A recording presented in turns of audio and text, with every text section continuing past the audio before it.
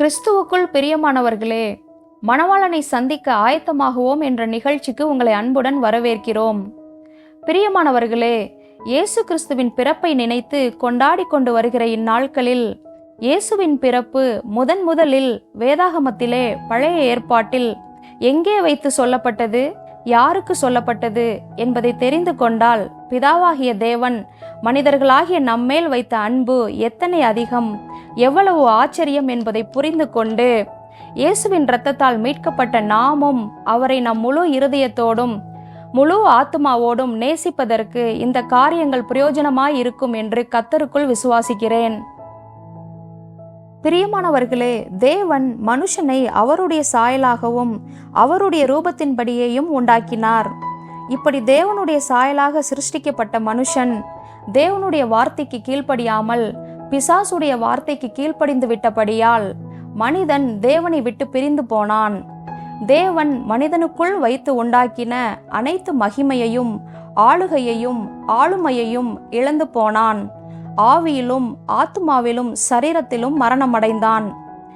தேவன் தாம் உண்டாக்கின மனிதன் அனைத்து மகிமையையும் இழந்து தம்மை விட்டு பிரிந்து போனதை தாங்கிக் கொள்ள முடியாமல் தாம் உண்டாக்கின மனிதனை மீட்க தம்முடைய ஒரே பேரான குமாரனாகிய இயேசு கிறிஸ்துவை பூமிக்கு அனுப்ப தேவன் சித்தம் கொண்டார். ஆதியாகமத்தின் புஸ்தகம் 3ஆம் அதிகாரம் 15ஆம் வசனம். உனக்கும் ஸ்திரீக்கும் உன் வித்துக்கும் அவள் வித்துக்கும் பகை உண்டாக்குவேன். அவர் உன் தலையை நசுக்குவார், நீ அவர் குதிங்காலை நசுக்குவாய் என்றார். பிரியமானவர்களே, நாம் இந்த வசனத்தில் வாசித்தபடி தேவன் இயேசு கிறிஸ்துவின் பிறப்பை குறித்து தோட்டத்திலே வைத்து பிசாசுக்கு முன்பதாக சொல்லப்பட்ட வார்த்தை. சர்ப்பத்தின் வித்தாய் வந்தவன் பிசாசு, ஸ்திரீயின் வித்தாய் பிறந்தவர் இயேசு கிறிஸ்து.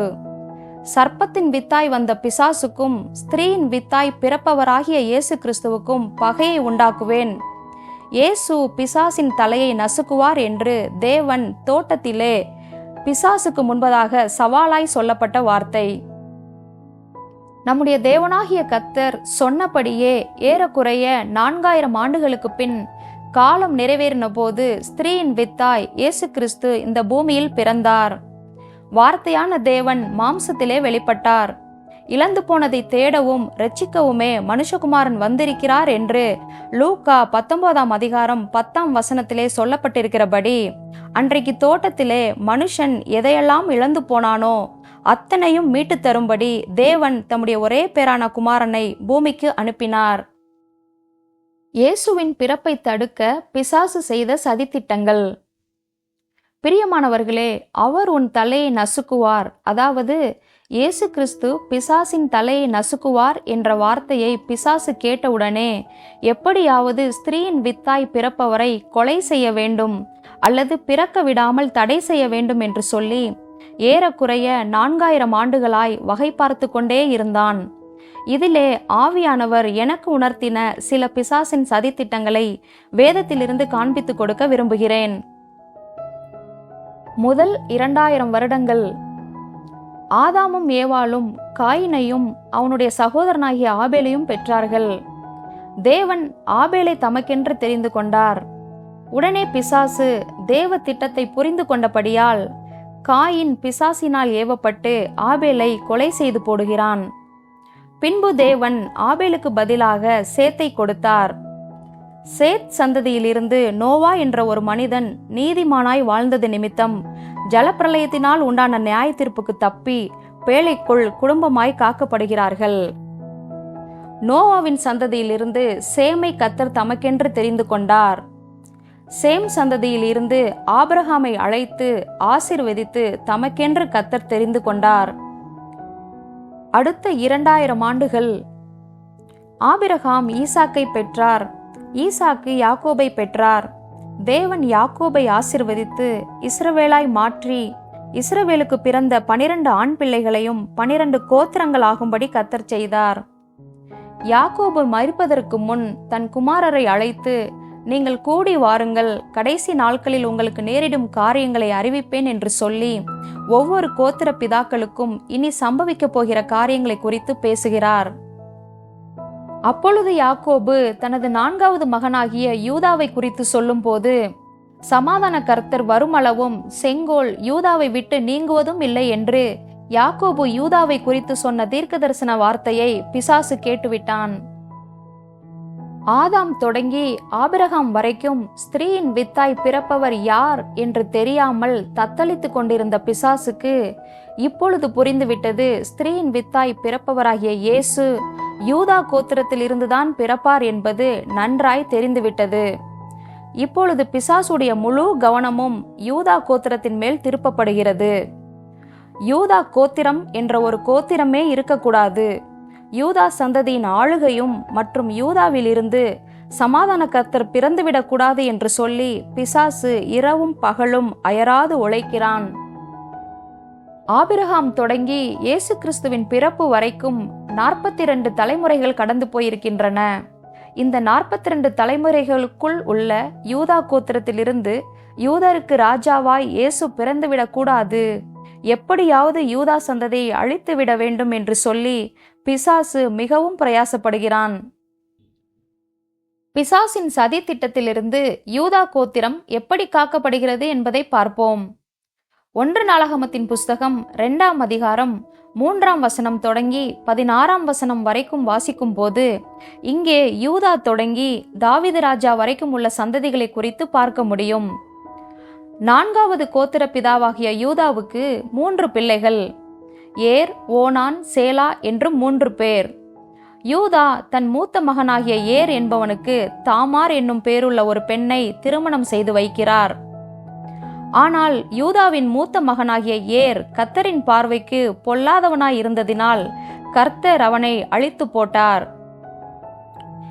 அப்பொழுது யூதா தன் 2வது மகனாகிய ஓனானை நோக்கி, நீ தாமாரை சுதந்திரமாய்க் கொண்டு உன் அண்ணனாகிய ஏருக்கு சந்ததியை உண்டாக்கு என்றார். ஆனால் ஓனானும் கர்த்தரின் பார்வைக்கு பொல்லாத காரியத்தை செய்தபடியினால் கர்த்தர் ஓனானையும் அழித்து போட்டார். அப்பொழுது யூதா தன் 3வது குமாரனாகிய சேலாவும் அவன் சகோதரர் செத்தது போலவே சாவான் என்று பயந்து தன் மருமகளாகிய தாமாரை நோக்கி, என் 3வது குமாரனாகிய சேலா பெரியவனாகட்டும், அதுவரைக்கும் நீ உன் தகப்பன் வீட்டிலே கைம்பெண்ணாய் தங்கியிரு என்று சொன்னான். அந்தபடியே தாமாரும் போய் தன் தகப்பன் வீட்டிலே தங்கியிருந்தாள். அநேக நாள் சென்ற பின்பும் யூதா தன் 3வது மகனாகிய சேலாவை தாமாருக்கு கொடுக்கவில்லை. இப்பொழுது பிசாசுக்கு ஒரே கொண்டாட்டம். அவ்வளவுதான், யூதா கோத்திரம் சந்ததியை பெற்றெடுக்க முடியாமல் நின்றுவிட்டது. இனி சமாதானத்தின் கர்த்தர் யூதா கோத்திரத்திலிருந்து பிறக்க முடியாது, என்னுடைய பிளான் சக்சஸ் என்று சொல்லி பிசாசு மிகவும் சந்தோஷப்பட்டான். ஆனால் நம்முடைய தேவனாகிய கர்த்தரோ ஒரு படி முன்னே போய் தம்முடைய பரலோக திட்டத்தை நிறைவேற்றுவதற்காக மறுபடியும் தாமார் மூலமாகவே செயல்படுகிறார். உடனே தாமார் தன் விதவைக்கான வஸ்திரங்களை களைந்து போட்டுவிட்டு முக்காடிட்டு மூடிக்கொண்டு திம்னாவுக்கு போகிற வழியில் இருக்கிற நீரூற்றுகளுக்கு முன்பாக உட்கார்ந்தாள். யூதா அவளை கண்டு அவள் தன் முகத்தை மூடி இருந்தபடியால் அவள் ஒரு வேசி என்று நினைத்து அவளிடத்தில் சேர்ந்தான். பின்பு யூதா நடந்த காரியங்களை எல்லாம் பார்த்து அறிந்து, என்னிலும் அவள் நீதியுள்ளவள், அவளை என் குமாரனாகிய சேலாவுக்கு கொடாமல் போனேனே என்று சொல்லி யூதா வருத்தப்படுகிறார். தாமார் யூதாவுக்கு பாரேஸ், சேரா என்னும் 2 பிள்ளைகளை பெற்றெடுத்தாள். பின்பு கர்த்தர் பாரேஸை தமக்கென தெரிந்து கொண்டு பாரேசுடைய சந்ததியிலிருந்து சல்மோன், போவாஸ், தாவீது ராஜா, பின்பு தாவீதின் சந்ததியிலிருந்து இயேசு கிறிஸ்து பிறந்தார். தாமார் என்னும் பெண்ணை கொண்டு தேவன் தம்முடைய திட்டத்தை நிறைவேற்றினார். பார்த்தீர்களா பிரியமானவர்களே, தேவன் எப்படி யூதாவுக்கு சந்ததியை கொடுத்து யூதா கோத்திரத்தை காப்பாற்றினார் என்று. பிரியமானவர்களே, இன்றைக்கு நம் வாழ்க்கையிலும் கூட நம்மை அநேக விதத்திலே அழித்து போடுவதற்காக பிசாசு வகை தேடி கொண்டிருக்கலாம். ஒருவேளை வியாதியோ, குடும்ப பிரச்சனைகளோ, சமாதான குறைவோ, கடன் பாரமோ எதுவா இருந்தாலும் சரி, இவைகளில் இருந்து நம்மை மீட்பதற்காகவே கர்த்தராகிய கிறிஸ்து என்னும் இரட்சகர் தாவீதின் ஊரிலே பிறந்தார். யோவான் எழுதின சுவிசேஷம் 10ஆம் அதிகாரம் 10 மற்றும் 11ஆம் வசனங்களை வாசிக்கும் போது, திருடன் திருடவும் கொல்லவும் அழிக்கவுமே வருகிறானே அன்றி வேறொன்றுக்கும் வரான், நானோ அவைகளுக்கு ஜீவன் உண்டாயிருக்கவும் அது பரிபூர்ணப்படவும் வந்தேன். நானே நல்ல மேய்ப்பன், நல்ல மேய்ப்பன் ஆடுகளுக்காக தன் ஜீவனை கொடுக்கிறான் என்ற வேதவசனத்தின்படி இயேசு கிறிஸ்து தம்முடைய ஜீவனை கொடுத்து நம்மை மீட்டு ரட்சித்திருக்கிறார். பிசாசின் தலையை நசுக்கி நமக்கு ஜெயத்தை கொடுப்பதற்காகவே இயேசு இந்த பூமியில் பிறந்தார். பிரியமானவர்களே, நாம் பார்த்தபடி பிசாசின் சதித்திட்டத்திலிருந்து யூதா கோத்திரத்தை காப்பாற்ற நம்முடைய தேவனாகிய கர்த்தர் எப்படி ஒரு படி முன்னே போய் செயல்பட்டாரோ, அப்படியே நாம் அவருடைய வார்த்தைக்கு கீழ்ப்படிந்து நடக்கும்போது நம் வாழ்க்கையிலும் ஒரு படி முன்னே போய் செயல்பட்டு பிசாசின் தந்திரங்களை முறியடிக்க இயேசு கிறிஸ்து வல்லவராயும் போதுமானவராயும் இருக்கிறார். நாம் அடுத்த பதிவில் நம்முடைய தேவனாகிய கர்த்தர் இன்னும் பிசாசின் 2 சதி திட்டங்களை எப்படி முறியடித்து முடிவிலே ஸ்திரீயின் வித்தாய் இயேசு கிறிஸ்து இந்த பூமியிலே பிறந்தார் என்பதை பார்த்து இந்த பிறப்பின் செய்தியை முடிக்கலாம். கர்த்தர் நம்மை ஆசீர்வதிப்பார். ஆமென்.